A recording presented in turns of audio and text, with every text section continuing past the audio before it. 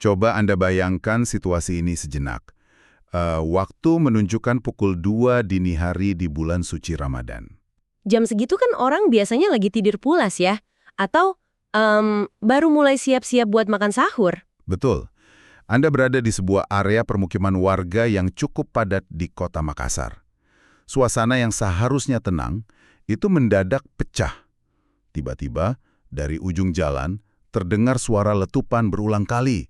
Tak, tak, tak, tak. Wah, itu pasti bikin kaget, memecah keheningan banget. Sangat memecah keheningan.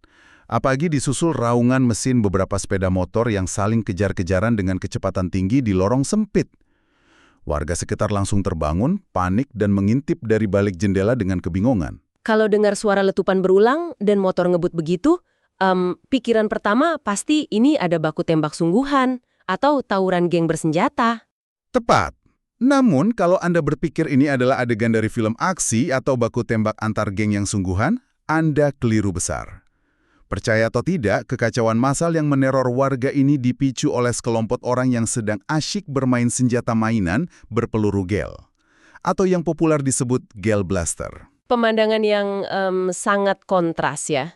Sesuatu yang dirancang dan dijual bebas dengan label mainan justru menciptakan teror visual dan audial yang luar biasa di tengah masyarakat yang sedang beristirahat. Itulah yang akan menjadi fokus utama kita hari ini. Berdasarkan tumpukan sumber berita yang terbit pada tanggal 2 Maret 2026 lalu, ada ringkasan dari berbagai video yang viral di media sosial. Ditambah lagi kita punya pernyataan resmi ya. Iya, bener banget. Pernyataan langsung dari Kapolrestabes Makassar dan Wali Kota Makassar. Jadi kita punya misi khusus dalam pembahasan mendalam kali ini. Kita harus membedah fenomena ini sampai ke akarnya. Betul. Mari kita urai perlahan.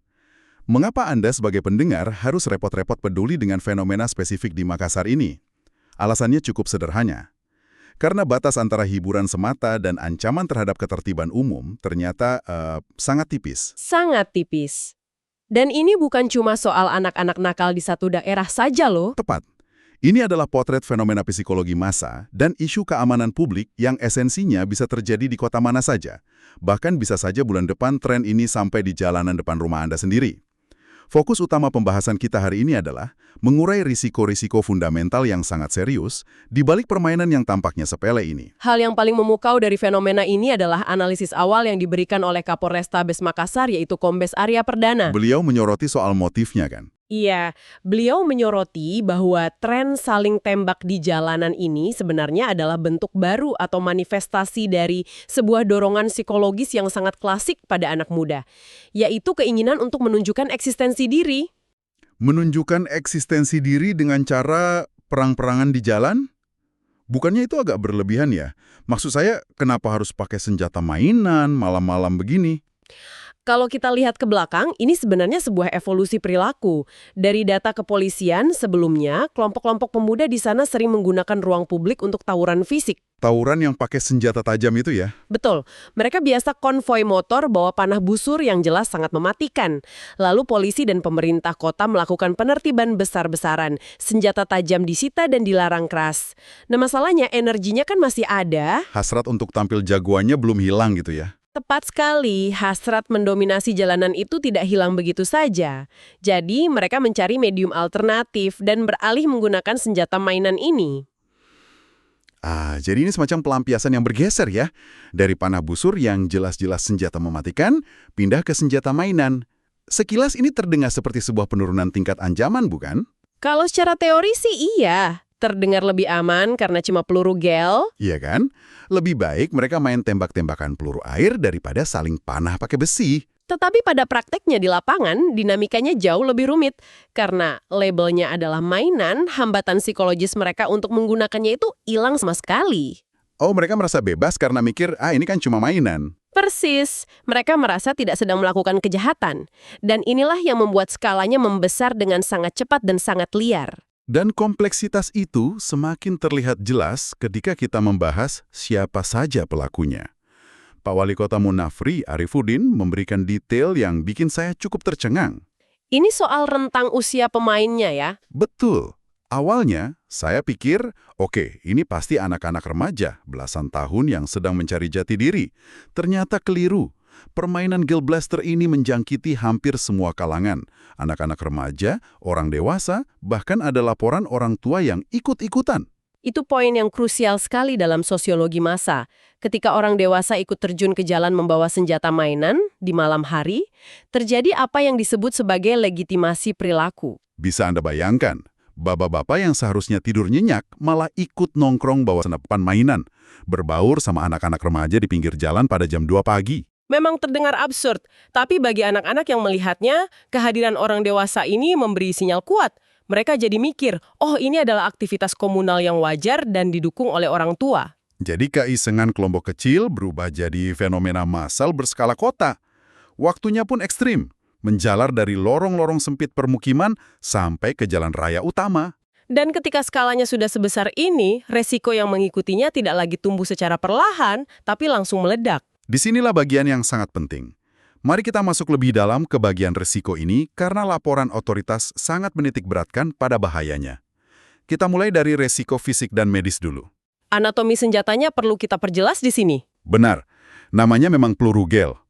Saya bayangkan bola-bola kecil seukuran kacang hijau yang kalau direndam air jadi membesar, lunak dan kenyal. Kalau dipencet hancur.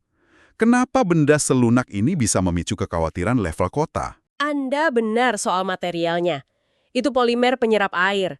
Tetapi masalah utamanya bukan pada kelunakan pelurunya, melainkan pada daya dorong senjata dan cara penggunaannya.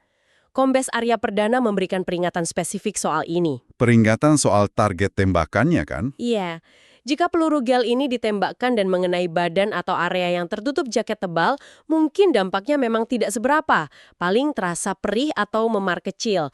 Tapi senjata ini kan dimainkan secara liar, ditembakkan acak dari jarak dekat di malam hari yang gelap. Dan pasti tidak ada satupun dari mereka yang pakai alat pelindung diri, seperti kacamata goggles pelindung layaknya kalau main paintball di arena resmi. Tepat, jika tembakan jarak dekat itu mengenai area sensitif, terutama mata telanjang, resikonya berubah menjadi cedera yang sangat serius.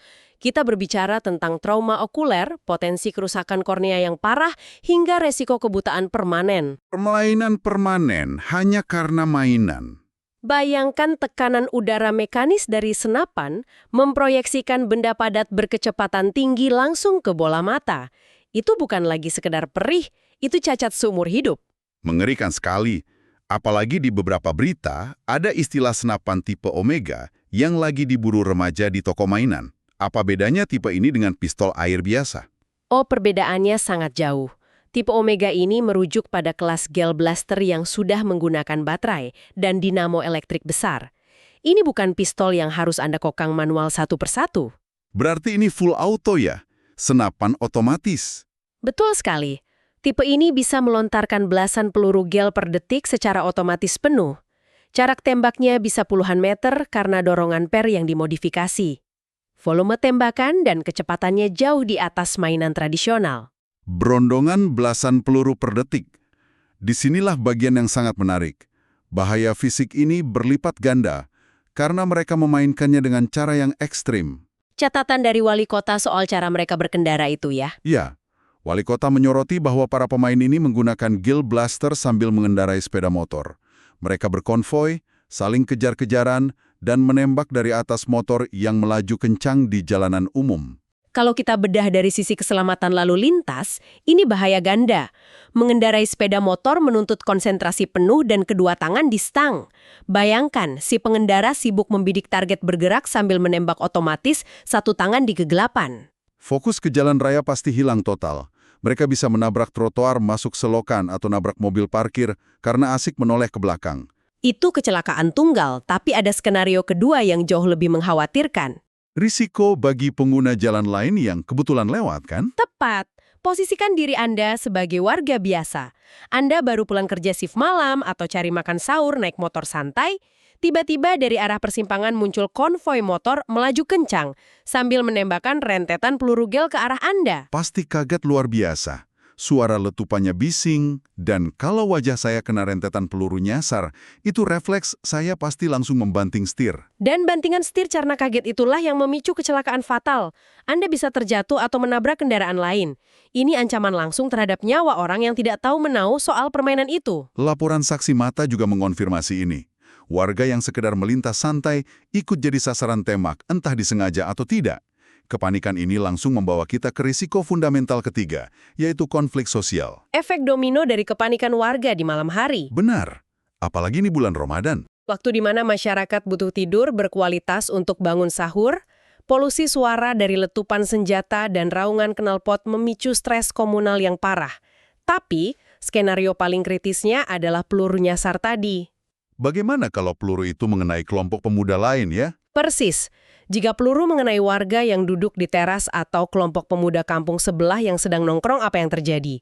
Ini provokasi langsung. Kaget berubah jadi amarah. Ego yang tersinggung bikin mereka pasti ingin membalas. Dan balasannya belum tentu pakai gel blaster lagi. Tepat. Pemuda kampung sebelah bisa masuk rumah lalu keluar bawa parang, kayu atau panah busur beneran. Karena merasa wilayahnya diserang. Polisi juga secara eksplisit khawatir soal ini ya. Kesalahpahaman dari mainan bisa memicu tawuran fisik dan bentrok berdarah sungguhan antar warga. Seperti melempar korek api menyala ke tumpukan jerami kering. Dan karena semua eskalasi inilah wali kota mengeluarkan peringatan keras. Beliau bilang jangan dianggap main-main. Ini membawa kita ke risiko keempat, yaitu risiko hukum. Konteks hukum dari pihak kepolisian tidak memberikan toleransi. Kombes Arya Perdana memberi batasan lugas. Walaupun benda di tangan Anda diklasifikasikan sebagai mainan, kalau itu sampai melukai fisik orang lain, status hukumnya berubah seketika. Berubah jadi tindak pidana murni kan? Betul, kalau menyebabkan orang cedera mata atau bikin pengendara kecelakaan, itu bukan lagi kenakalan remaja. Pelakunya berhadapan dengan pasal penganiayaan atau kelalaian berat. Transformasi dari lagi asyik main menjadi tersangka kriminal terjadi hanya dalam sepersekian detik peluru mengenai target yang salah. Fakta itu seharusnya jadi alarm keras bagi siapapun yang ikut-ikutan tren ini. Lalu dengan semua resiko mengerikan ini mulai dari mata buta, kecelakaan lalu lintas, tawuran warga, sampai pidana, bagaimana otoritas bereaksi? Polisi kan sudah menyita banyak unit gel blaster dan rutin patroli membubarkan massa tiap malam. Ada satu hal yang sangat menarik dari respons otoritas ini. Meskipun ada potensi pidana, sejauh ini polisi belum melakukan penahanan fisik atau mempenjarakan para remaja itu. Iya, saya juga perhatikan itu. Kenapa mereka tidak dijebloskan ke sel tahanan? Padahal ancamannya serius. Mereka cuma dibawa ke kantor polisi, didata, disuruh buat surat pernyataan. Terkesan agak lunak ya? Ini bukan soal lunak atau keras, tapi soal strategi intervensi sosial. Penjara bagi remaja seringkali memicu masalah dan trauma baru. Sebagai gantinya, polisi pakai diskresi untuk membangun sistem pengawasan berbasis komunitas. Maksudnya melibatkan lingkungan sekitar pelaku? Benar, orang tua dipanggil menjemput anak di kantor polisi. Tidak cuma itu, ketua RT, ketua RW, lurah, sampai camat juga dilibatkan. Oh, jadi beban pengawasannya dikembalikan ke figur otoritas di lingkungan si anak sehari-hari. Pendekatan ini menciptakan hukuman sosial dan rasa malu yang kuat. Remaja ini sadar eksistensi yang mereka pamerkan di jalan sekarang diawasi ketat oleh tetangga dan aparat kampung. Ini jauh lebih efektif meredam perilaku musiman. Sangat masuk akal. Rasa malu memang kadang lebih ampuh dari sekedar ancaman hukum. Tapi ada akar masalah lain, sektor supply. Toko-toko mainan di Makassar diserbu pembeli dan penjualan tipe Omega meroket tajam. Polisi sangat sadar mereka tidak bisa terus-terusan menguras air di perahu bocor tanpa menambah lubangnya. Makanya mereka turun mendatangi toko mainan. Apa mereka akan melarang total penjualannya? Mereka melakukan audit Standar Nasional Indonesia atau SNI. Mainan legal harus punya batas aman kekuatan lontaran. Kalau barang yang dijual itu modifikasi ilegal yang daya tembaknya setara senapan angin, polisi punya dasar untuk menyita semuanya dari pasaran. Jadi dipotong dari hulunya.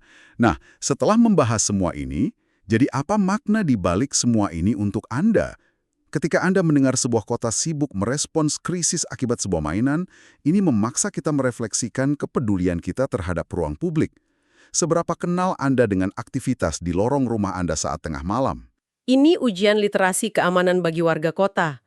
Apakah kota mampu meredam ketertiban atau membiarkannya tenggelam dalam anarki kecil-kecilan? Kesimpulannya ada di kutipan tajam wali kota. Bukan cuma fun, sesuatu yang diklaim hiburan kehilangan haknya sebagai hiburan saat ia merampas rasa aman masyarakat dan berpotensi mencelakakan. Jika kita tarik ini ke gambaran yang lebih besar, tentu saja ini memunculkan satu pertanyaan penting. Polisi berhasil menekan tawuran panah busur, lalu pemuda ini beralih ke gel blaster. Energinya terus mencari wadah pelampiasan. Betul. Jika besok Globlaster dilarang total, alat apa lagi yang akan mereka gunakan untuk eksistensi diri? Apakah kita hanya sibuk mengobati gejalanya tapi gagal menyediakan ruang ekspresi positif yang dibutuhkan pemuda di tengah sumpeknya perkotaan? Sebuah pemikiran yang sangat menantang. Apakah kita cuma memadamkan percikan api tanpa menyingkirkan bahan bakarnya? Saya akan membiarkan pertanyaan provokatif itu menggantung untuk Anda renungkan. Terima kasih banyak telah ikut menyelam dalam pembahasan mendalam kita hari ini. Jaga selalu keselamatan Anda di ruang publik dan sampai jumpa.